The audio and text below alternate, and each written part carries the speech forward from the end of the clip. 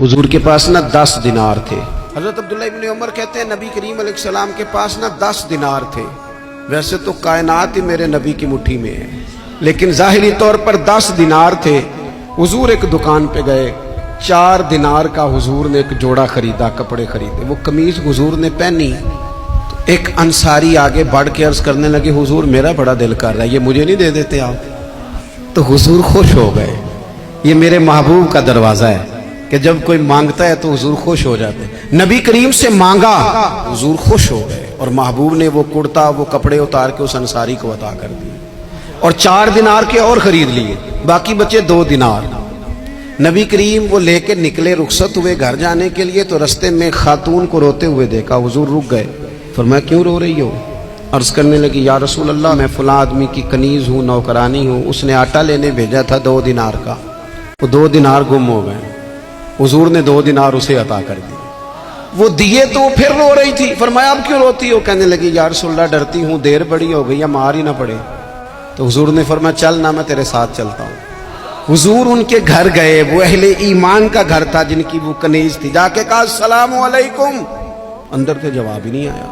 پھر فرمایا السلام علیکم، کوئی جواب ہی نہیں آیا۔ محبوب کا طریقہ مبارکہ تھا 3 دفعہ دستک، پھر واپسی۔ تیسری دفعہ کہا السلام علیکم، تو وہ سارے بول پڑے وعلیکم السلام یا رسول اللہ۔ تو حضور فرمانے لگے میں نے پہلے بھی 2 دفعہ سلام لیا، بولا کوئی نہیں؟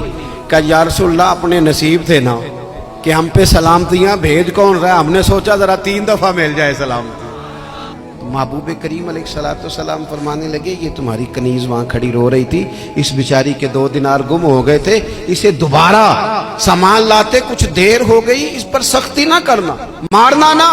غلام کہنے لگے حضور اس خاتون کے قربان جائیں جو ہمارے کریم رسول کو ہم جیسے غریبوں کے گھر تک لے آئی ہے، مارنا کیا، ہم اسے آزاد کرتے ہیں، یہ آزاد ہے اللہ کی رضا کے لیے۔ یہ دیکھو یہ میرے نبی پاک کا انداز ہے۔ حضور نکلے تو جناب عبداللہ ابن عمر فرماتے ہیں رسول کریم فرمانے لگے شکر ہے اللہ تعالیٰ کا، 10 دینار تھے، ایک انصاری نے بھی قمیض پہن لی، میں نے بھی قمیض پہن لی، اور رب نے ایک کنیز کو آزاد بھی فرما دیا۔ یہ انداز ہمیں نبی کریم نے دیا ہے کہ ہم اپنے دولتوں میں، اللہ کی عطاؤں میں غرباء کو، قریبیوں کو، رشتہ داروں کو، بہن بھائیوں کو تھوڑا شریک کر لیں، تاکہ وہ جو آسودگی اللہ نے ہمیں دی ہے اس میں سے دوسروں کو بھی کچھ نفع ملے۔